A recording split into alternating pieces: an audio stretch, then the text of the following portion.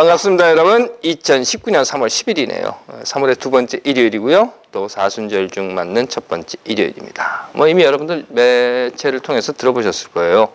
문도환 목사님께서 돌아가셨습니다. 하늘의 부르심을 받으셨어요. 문도환 목사님은 사실 제게는 좀 특별한 분이시죠. 아버님과 동경신학을 같이 하셨어요. 그리고 이곳 하트포드 신학교를 졸업하셨습니다. 여기 커네티컷 하트포드 신학교를 졸업하셨고, 문도환 목사님 형님 되시는 문익환 목사님, 그리고 그 부친 되시는 문재린 목사님, 제 할아버님이 목사님이신데요. 장석자인제 할아버님 목사님, 그 집안과 우리 집안 이렇게 잘 아시는 분들이에요. 사모님이 여기 커네티컷 분이십니다. 여기 길포드 출신이셔요. 여기서 만나셨어요. 문도환 목사님이 하트포드 신학교를 다니실 때 그래서 결혼을 하시고 문혜림이라고 이름 바꾸고 한국으로 가셨죠.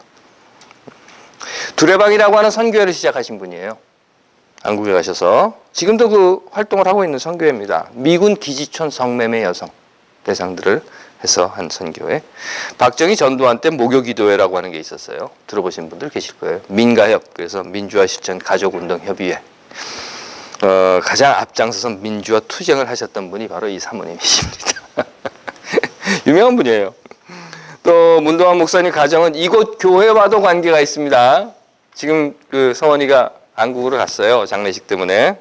근데 문도환 목사님 손녀가 이 교회를 다녀요. 정서원이라고. 문도환 목사님 3.1 민주구국선언 1976년 3월 1일 만세혁명 날에 명동성당에서 결혼식을 한다고 모여서 구국선언을 했습니다. 박정희 때였거든요. 유신 독재가 잔뜩 독이 올라 있을 때입니다. 바로 그 전해에 아버님께서 의문사 당하시고 7개월이 채 되지 않은 때인데, 당시 긴급조치라고 하는 게 있었죠. 긴급조치에서는요, 집회는 다 사전 신고를 하게 돼 있었어요. 근데 결혼식은 신고를 하지 않아도 돼요. 그러니까 결혼식을 한다 그러고 명동성당으로 다 모인 겁니다. 그리고 그곳에서 구국선언을 하셨죠. 이 사건을 해서 기소된 분들, 그러니까 구속 기소된 분들이 11분인데요. 물론 함석환 선생님 같은 분은 불구속 기소되셨지만, 그 중에서 이문영 선생님과 김대중 대통령을 제외하고 나면요, 문익환, 문동환, 서남동, 안병무, 이해동, 윤반웅 이 6분은 목사님이시고요. 그리고 함세웅, 신영봉, 문정현 이 3분은 신부님들이십니다. 그런데 이 6분의 목사님이 모두가 다 제가 안수받은 한국기독교 장로회 목사님들이셔요. 정말 대단하신 분들이죠. 존경받으실 만한 그런 분들이십니다. 그래서 제가 한국기독교 장로회 소속이라고 하는 것에 대해서 매우 자랑스럽게 생각하고 있고요. 문도환 목사님께서 세상을 떠나심으로 해서 이제 그 세대가 막을 내렸어요. 사실은요. 이제 그때 박정희 전두환 때에 앞장서서 싸우셨던 그 어르신들의 세대가 막을 내렸습니다. 하지만 안타까운 것은 그분들이 떠나셨다라고 하는 것 어떡하겠어요? 그렇죠? 세월이 가면 떠나시는 건데, 그런데 그분들이 계셨던 자리를 이어갈 만한 어른이 없는 세상을 우리가 살고 있다라고 하는 게 사실은 참 안타까운 마음입니다. 기도할게요. 하나님, 당신의 뜻으로 세상을 운행하심을, 당신의 역사가 이 땅을 살아 움직이게 하심을 믿습니다. 당신이 정하시고 다스리시는 역사의 순간순간에서 참 하나님 나라를 세우기 위해 앞장서 외치시고 고난당하시며 실천하셨던 사람들을 일으켜 보내주심, 하나님 고맙습니다. 주께서 보내주신 의로운 사람들을 주께서 데려가심을 우리는 막을 수 없지만, 그분들이 떠난 자리에서 우리가 무엇을 해야 할지 깨닫게 하시고, 그 어르신들께서 앞장서셨던 자유와 정의, 평등과 평화, 하나님 나라를 이루는 일에 우리가 무엇이라도 이어가는 자들이 되게 하여 주시옵소서. 아멘. 우리는 참 많은 염려, 근심 그런 것들을 하면서 삽니다. 누구도 난 아니야, 난 그런 염려 전혀 없어, 이런 사람은 없을 거예요. 그러다 보니까 아무리 예수께서 그러므로 내일 일을 위하여 염려하지 말라, 내일 일은 내일 염려할 것이요, 이런 이야기를 했다 하더라도 사람들은 근심, 걱정, 염려 이런 것들을 이렇게 주렁주렁 걸치고 삽니다. 더구나 하나님을 믿는다라고 하면서도 말이죠.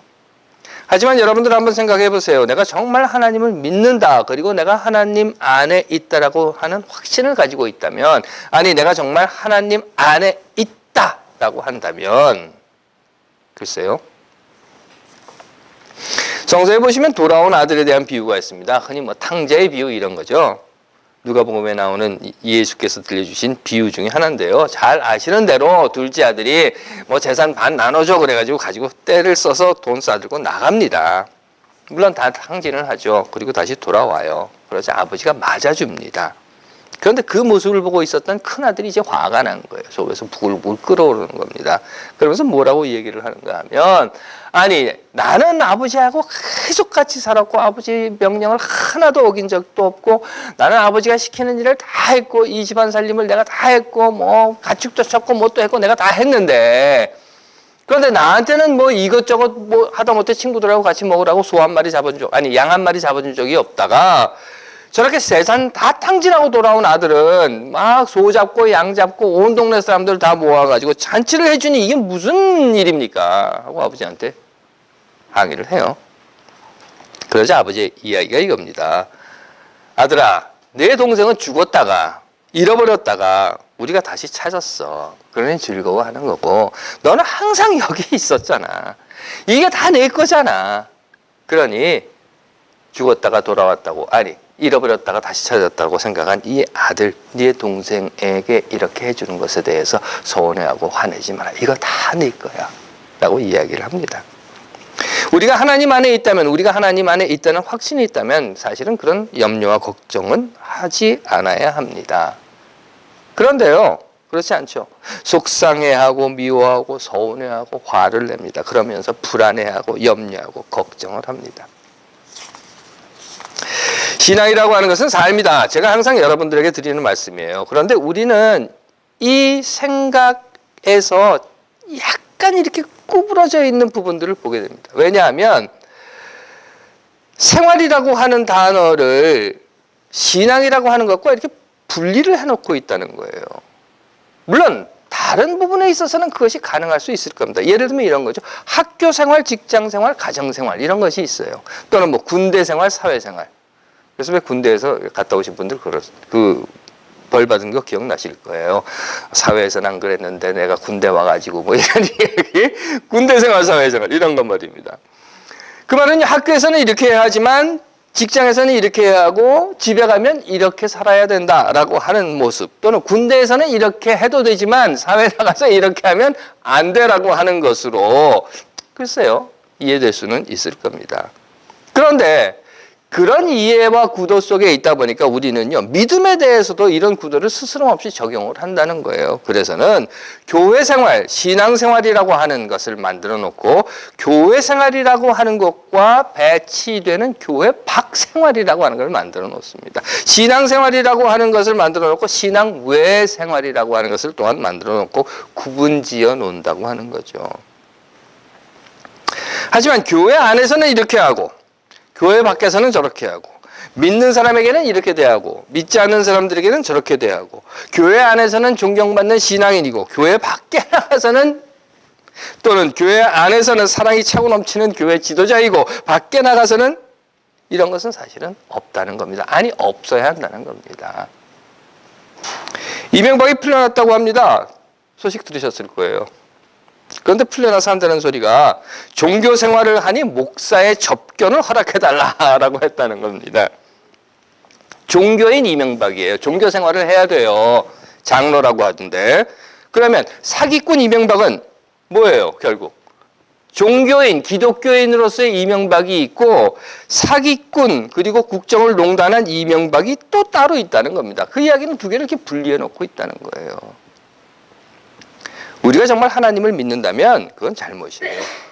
신앙생활과 비신앙생활이 구분될 수는 없는 겁니다. 마찬가지로 교회 생활과 교회 밖의 생활도 구분될 수 없는 거예요.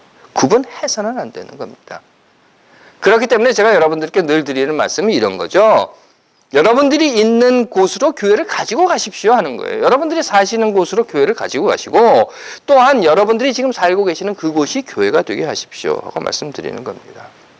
이렇게 하는 것이 신앙생활이라고 하는, 그래서 신앙생활, 학교생활, 직장생활, 군대생활이라고 하는 구분으로부터, 그 잘못으로부터 벗어나서 삶 전체가 신앙이 되는 생활신앙의 모습인 것입니다. 그리고 바로 이 생활신앙의 자세가 하나님께서 우리에게 가르쳐 주신 믿음의 참모습이라고 저는 믿습니다. 아시는 분도 계실 거예요. 많이 들어보신 이야기인데 십자가 밟기라고 하는 게 있습니다. 십자가 밟기. 후미에라고 하는 것이죠. 1600년대 초에 일본 막부 시대에 기독교 금지령을 내립니다.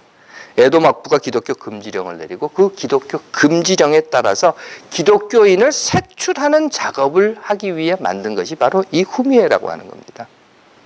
무엇인가 하면요. 나무나 또는 쇠 조각에다가 예수가 십자가에서 이렇게 매달려 있는 모습이라든가 또는 성모 마리아가 이렇게 예수를 안고 있는 모습 같은 걸 새겨놓은 판이에요. 그 판을 가지고 가서는 마을에 들어가서 마을 사람들을 다 줄 세웁니다. 줄 세워놓고 그 판을 바닥에 놓는 거예요. 밟아라 그러는 거예요. 그거를 밟고 지나가면 그러면 살려주는 겁니다. 군인들이 옆에서 지켜서 보고 있는 거예요. 밟고 지나가면 넌 기독교인이 아니야. 그리고 살려주고 그걸 밟지 못하면 그 자리에서 잡아서 처형을 하는 겁니다. 이것을 1800년대 말까지 했다고 하니까 200년 넘게 했어요. 일본에서. 십자가 밟기 유명한 겁니다. 여러분들은 어떻게 생각하십니까? 밟으면 살려주고 안 밟으면 죽인다. 이런 거예요. 이 사건은요, 뭐 소설로도 나오고 영화로도 형상화되었지만 역사적인 사실입니다. 이런 일이 있었어요. 그리고 그 영화에 등장하는 카톨릭 신부들의 모습은 우리들에게 지금까지도 참 많은 생각할 거리를 제공해주고 또 논란을 야기시키고 있는 것이 사실입니다. 또 거기에서 카톨릭 신부들이 포르투갈 신부들이거든요. 일본에 가가지고는 결국 그 십자가를 밟습니다. 그리고 살아남아요. 그러면서 제가 이 후미에 사건에 대해서 여러분들에게 말씀드리고자 하는 것은요. 과연 십자가를 밟지 않는 것이 그러면 생활신앙이었을까 하는 의문이 들기 때문인 겁니다. 아니, 예수라면 어땠을까?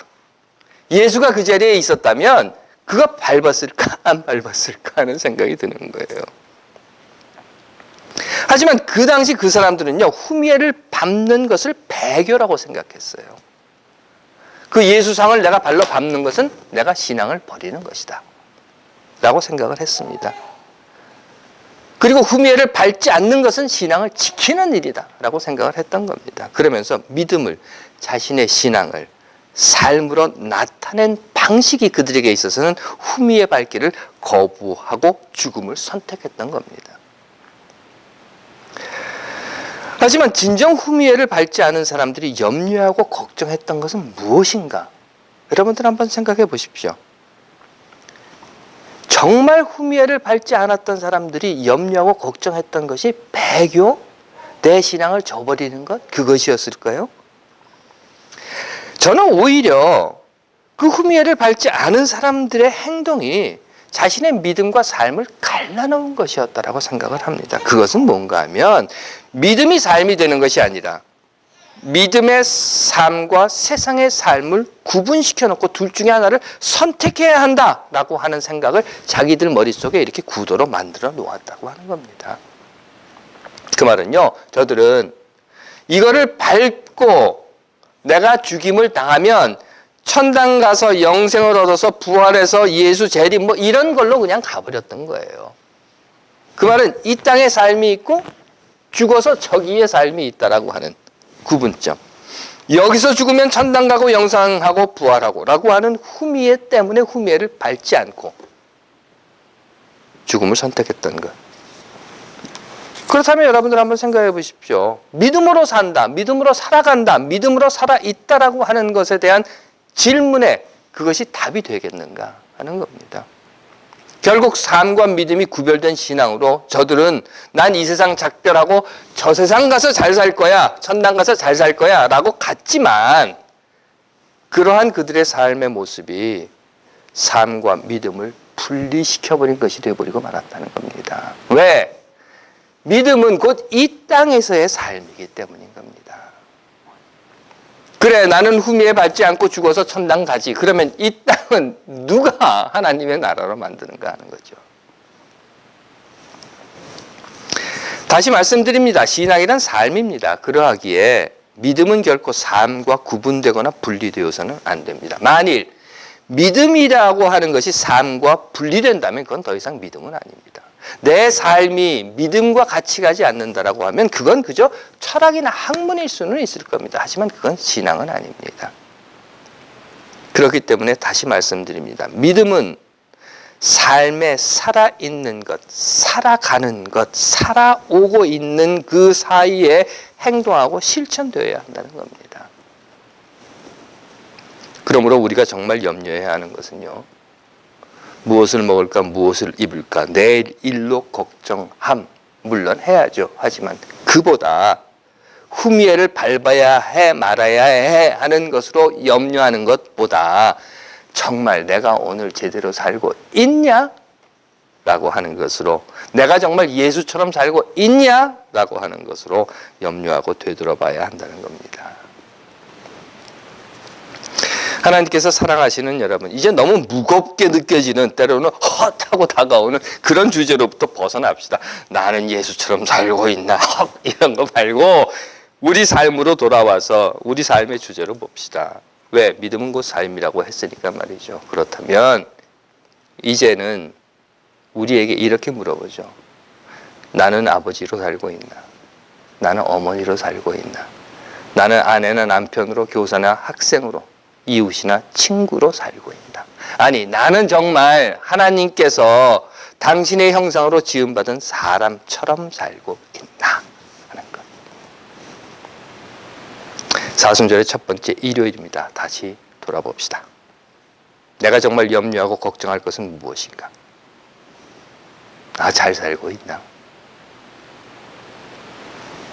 되새겨보는 한 주간이 되시기를 간절히 빕니다. 기도하겠습니다.